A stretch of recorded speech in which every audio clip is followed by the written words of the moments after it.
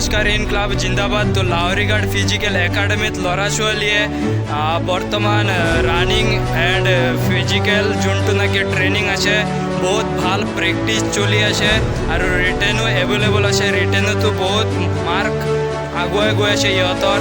তো আপোনালোকে যদি ডিফেন্সত এপ্লাই কৰিছে বা এপ্লাই কৰিম বুলি ভাবিছে লাহৰিঘাট ফিজিকেল একাডেমিত আহক আৰু সকলোবোৰ কোৰ্চ ফ্ৰীতহে পাব, এক পইচা আপোনাৰ পৰা লোৱা নহয়।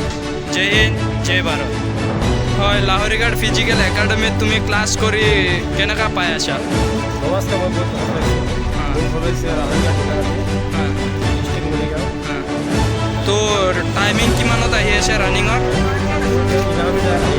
11 মিনিট। কিহৰ কোৰ্চ কৰি আছা? আসাম পুলিচ না SSC GD না টি? আচ্ছা, ঠিক আছে। নেক্সট, তোমাৰ ঘৰ ক'ত? তোমাৰ নাম কি?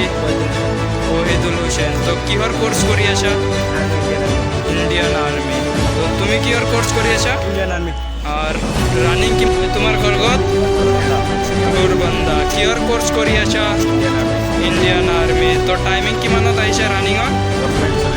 10 মিনিট 40 ছেকেণ্ড। তো ৰিটেনৰ ক্লাছ চলি আছে বঢ়িয়া।